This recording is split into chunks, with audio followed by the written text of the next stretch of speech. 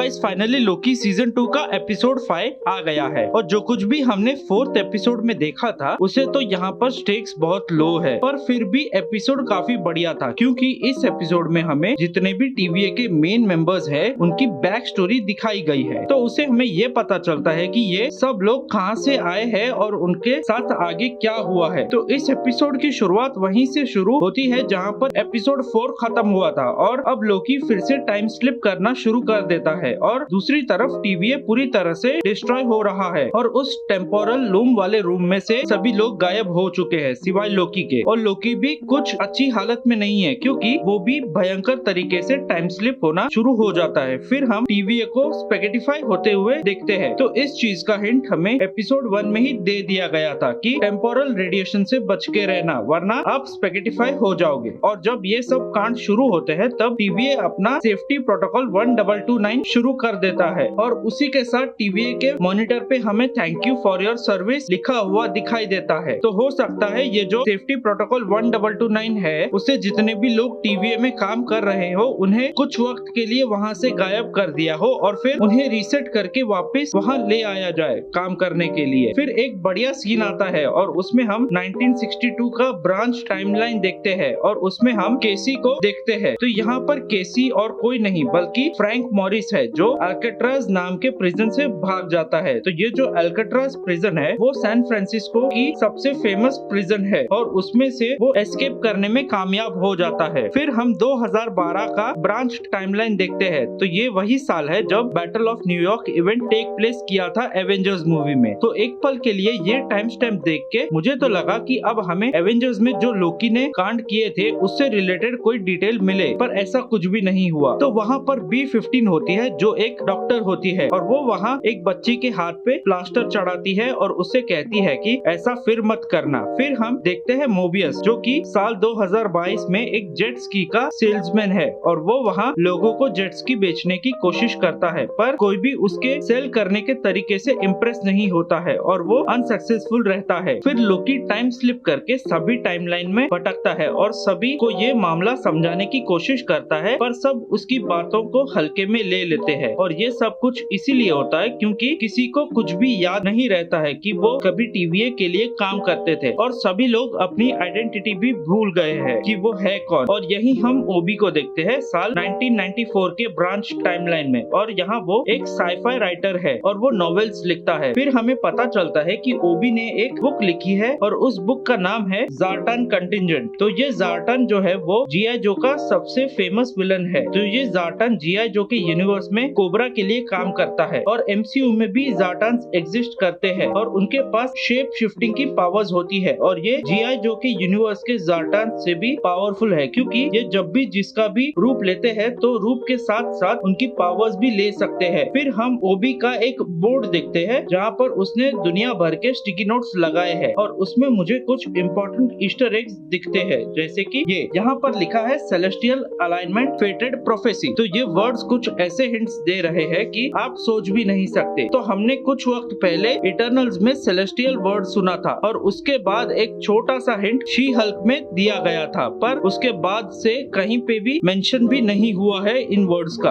अब डायरेक्ट यहाँ पर मेंशन हुआ है और ऐसे रूमर्स है कि आगे आने वाली किसी मूवी में हम सेलेस्टियल्स को देखने वाले हैं। फिर हम ओबी के ऑफिस को देखते हैं और उसे पहली बार देखने पे ही पता चल गया था कि ये तो टीवीए वाला ऑफिस है सेम टू सेम। फिर यहाँ भी लोकी उसे याद दिलाने की कोशिश करता है कि तुम ओबी हो और हमें सभी टीवीए वालों को इकट्ठा करना होगा टीवीए को बचाने के लिए। और ओबी को ये सब कुछ याद होता है और वो उसे हेल्प करता है और ओबी उसे कहता है अगर ये सारी चीजें तुम्हारे साथ हो रही है तो तुम्हें अपने टाइम स्लिपिंग को कंट्रोल करना पड़ेगा और उसके लिए तुम्हें इसका साइंस नहीं इसका फिक्शन समझना बहुत जरूरी है। और लोकी अपने टाइम स्लिपिंग को कंट्रोल करने की कोशिश तो करता है पर वो सक्सेसफुल नहीं रहता है। और जो एपिसोड 1 में उन्होंने टेम्पोरल लूम के टाइम स्ट्रीम से लोकी को पुल किया था तो ओबी कहता है कि अब सेम वही चीज हमें सभी को एक साथ इकट्ठा करके करनी पड़ेगी। और तभी लोकी टीवीए की ऑफिशियल गाइड बुक ओबी को देता है और उसके हेल्प से ओबी टेम्पैड बनाता है। तब तो यहाँ पे सभी को एक बड़ा कंफ्यूजन होगा कि पिछले एपिसोड में फुल सर्कल तो कंप्लीट हो गया था जब ओबी और विक्टर टाइमली एक दूसरे से मिले थे तभी। तो बेसिकली वो बूटस्ट्रैप पैराडॉक्स वाला फुल सर्कल तो तभी खत्म हो गया था, पर यहाँ पर तो एक नया पैराडॉक्स शुरू हो गया है। फिर लोकी टाइम स्लिप करता है और मोबियस के पास पहुंच जाता है और वो फिर उसे कन्विंस करने की कोशिश करता है। फिर हम मोबियस के दो बच्चों को देखते हैं। पहले का नाम है केविन और उसको टॉयज को जलाने में बहुत मजा आता है और एक कोइंसिडेंस है या क्या है पता नहीं, पर केविन के पास जो टॉयज है वो टीवीए के मिनटमैन जैसे लग रहे हैं और केविन के पास ग्रीन कलर की साइकिल है और वो इतना शरारती है कि वो अपने टॉयज जला रहा है और अपने पिताजी को भी परेशान करता है। और उसे रोकने के लिए मोबियस उसके बड़े भाई को बुलाता है और उसके पास रेड कलर की साइकिल है और जब वो उसे कहता है कि अगर तुम अपने भाई को पकड़ के लाओगे तो मैं तुम्हें एक पपी लाके दूंगा, तो वो कहता है कि मुझे पपी नहीं बल्कि सांप चाहिए। तो यहाँ हो सकता है कि एमसीयू वाले लोकी और थॉर के रिलेटेड ईस्टर एग ड्रॉप कर रहे हो, मतलब लोकी को ग्रीन साइकिल से और थॉर को रेड साइकिल से दिखाने की कोशिश की है। और एक मजेदार बात यहाँ पर ये है कि यहाँ पर मोबियस का नाम डॉन है और थॉर और लोकी के पिताजी का नाम ओडिन है, तो हो सकता है ये भी एक ईस्टर एग हो उन्हीं से रिलेटेड। फिर ओबी 19 मंथ सक्सेसफुली वेस्ट करने के बाद टेम्पैड बनाता है और फिर सभी को इकट्ठा करके पहुंच जाते हैं साल 2022 में। और जब वहाँ सब आ जाते हैं तभी लोकी कहता है कि अभी एक और जन आना बाकी है और वो है सिल्वी। और लोकी फिर सिल्वी को लेने निकल पड़ता है और जैसे सिल्वी उसे देखती है वो उसे पहचान जाती है और फिर वो एक बार में जाते हैं और वहाँ हम स्क्रीन पे ज़ेनियाक का गेम प्ले होते हुए देखते हैं। और ज़ेनियाक को हमने पहले भी कुछ एपिसोड्स में देखा था और वहाँ हमें ब्रैड वुल्फ की आवाज भी सुनाई देती है। और फिर वहाँ सिल्वी और लोकी के बीच में बहस होती है और वो कहती है कि तेरे साथ मैं नहीं जाना चाहती हूँ और जो कुछ लोग तेरे पास है तू उन्हें भी छोड़ दे। और फिर वो एक म्यूजिक शॉप में जाके बैठती है और वेलवेट अंडरग्राउंड म्यूजिक सुनना शुरू करती है और तभी उसको पता चलता है कि पूरी दुनिया स्पेगेटिफाई होना शुरू हो गई है। और फिर वो ही हू रिमेन्स के टेम्पैड की मदद से लोकी के पास चली जाती है और उसकी हेल्प करती है। और ये जो म्यूजिक शॉप वाला शॉट था वो तो काफी बढ़िया था। तो आप खुद ही अंदाजा लगाओ कि एक तरफ शी हल्क जिसका बजट $225 मिलियन